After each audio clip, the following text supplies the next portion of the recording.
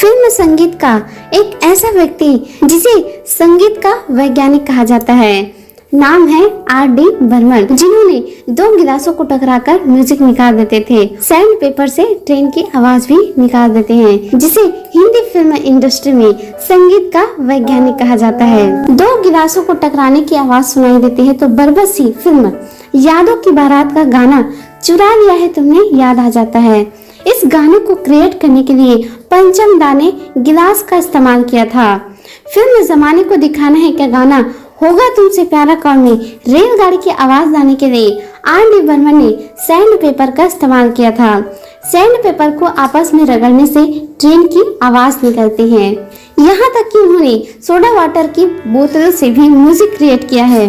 Film खुशबू के गाने ओ मांझी रे के लिए तो उन्हें गांव वाला फील लाने के लिए आटा चक्की से आने वाली आवाज चाहिए थी। इसके लिए सोडा वाटर की 2 बोतलें लाई गई। वह एक एक करके हर बोतल से थोड़ा सा सोडा खाली करते और उनमें फूकते, जिससे एक थूक थूक थूक की आवाज आती थी। गुलजार की फिल्म किताब के गाने मास्टर जी की चिट्ठी में स्कूल बेंच का प्रयोग किया गया था। दरअसल इस गीत के पिक्चराइजेशन में क्लास में बच्चों को गाते हुए दिखाया जाना था और बच्चे गाते वक्त स्कूल बेंच को ही पीटते हैं। इस बात को ध्यान में रखते हुए पंचम दा ने अपने ऑर्केस्ट्रा में स्कूल बेंच को बजाया। फिल्म शोले के गीत महबूबा महबूबा के लिए पंचम दा ने आधी भरी बोतल की सिरे पर फूंक फूंक कर आवाज का प्रयोग किया था। पंचम दा ने इस तरह के कई एक्सपेरिमेंट किए, इसलिए उन्हें संगीत का वैज्ञानिक कहा जाता है। 27 जून 1939 को कोलकाता में जन्मे R.D. बर्मन को संगीत का वैज्ञानिक कहा जाता है। म्यूजिक डायरेक्टर और सिंगर सोमेश माथुर ने बताया, पंचम दा किसी भी गाने को कंपोज करने में इस कदर डूब जाते थे कि उनके आसपास कौन बैठा है उन्हें पता ही नहीं चलता था। उनको नए एक्सपेरिमेंट का बहुत शौक था। हर गीतकार के लिए उनका अलग नजरिया होता था, चाहे वो गुलजार साहब हो, आनंद बख्शी हो, मजरू सुल्तानपुरी या कोई और गीतकार। वो हर राइटर की रूह को समझते थे। फिल्म के सब्जेक्ट के हिसाब से सुझाव भी देते थे कि गीत कौन लिखेगा, सब्जेक्ट के मुताबिक धुन कैसे बजाएंगे। उस जमाने में टेक्नोलॉजी उतनी एडवांस नहीं थी, फिर भी पंचम दा नए नए साउंड क्रिएट करते थे। जो भी क्रिएट करते थे वो एक अजूबा की तरह होता था। उनकी धुन बन जाने की अप्रोच बहुत अलग ही रहती थी। उन्हें इंडियन सिनेमा में वेस्टर्न म्यूजिक का फ्यूजन तैयार करने के लिए भी जाना जाता था। वो बहुत ही हम्बल थे। अगर उन्हें किसी बात की जानकारी नहीं होती थी तो पूछ लेते थे। यह बात उन्होंने अपने पिता S.D. बर्मन साहब से सीखी थी। पंचम दा की क्रिएटिविटी को आज के म्यूजिक डायरेक्टर फॉलो करते हैं। संगीतकार निखिल विनय जोड़ी के निखिल कामत कहते हैं, पंचम दा म्यूजिक के बाइबल थे। उन्होंने हर तरह के गाने बनाए, हर गीतकारों के साथ अलग अलग काम किया, चाहे वो आनंद बख्शी साहब के साथ दम मारो दम, मजरू सुल्तानपुरी के साथ चुरा लिया जो तुमने दिल को, खुर्शीद हल्लौरी का गीत तुमसे मिलकर ऐसा लगा। हर गीत में आपको अलग धुन और स्टाइल मिलेगा। भजन सम्राट अनूप जलोटा ने कहा, पंचम दा से मेरी बहुत अच्छी मुलाकात थी। बहुत ही बुरी कलाकार थे। उन्होंने तबला किशन महाराज और सरोज अली अकबर साहब से सीखी थी। क्लासिकल म्यूजिक से बहुत प्रेम करते थे।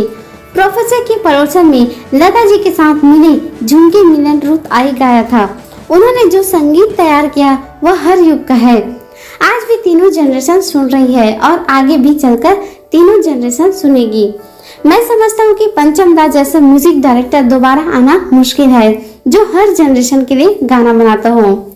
कुमार सानू पंचम दा के संगीत निर्देशन में फिल्म 1942 अ लव स्टोरी का गीत एक लड़की को देखा गा चुके हैं।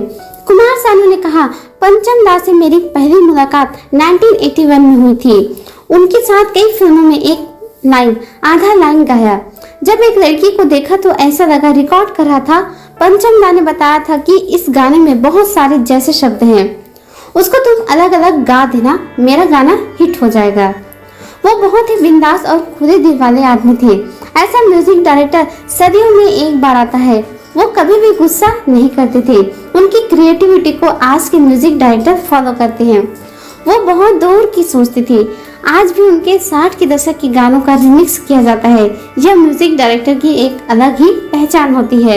R.D. बर्मन को संगीत विरासत में मिला था। उनके पिता सचिन देव बर्मन की गिनती बॉलीवुड के बड़े संगीतकारों में की जाती है। R.D. बर्मन को बचपन से ही संगीत का शौक था। जब महज 9 साल के थे तब उन्होंने अपना पहला गाना ए मेरी टोपी पलट के आ कंपोज किया था, जिसका इस्तेमाल उनके पिता ने 1956 में रिलीज फिल्म फंटूस में किया था।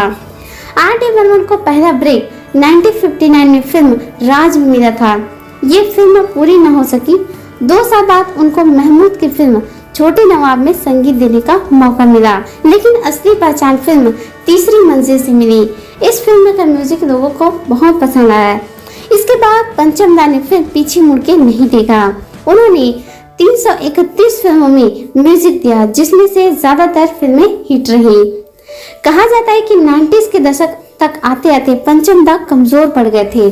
तब उनकी जगह नए म्यूजिक कंपोजर अपनी धाक जमा चुके थे, जिसके चलते पंचम दा को काम मिलना बिल्कुल बंद हो गया था और पंचम दा थोड़े दुखी थे।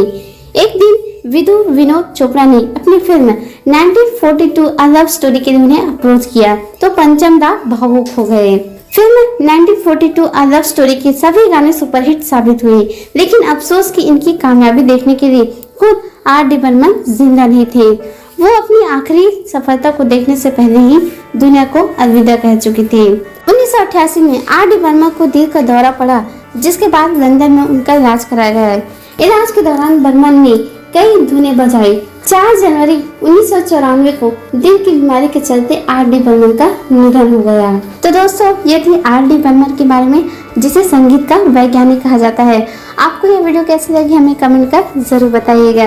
नेक्स्ट वीडियो में तब तक के लिए जय हिंद।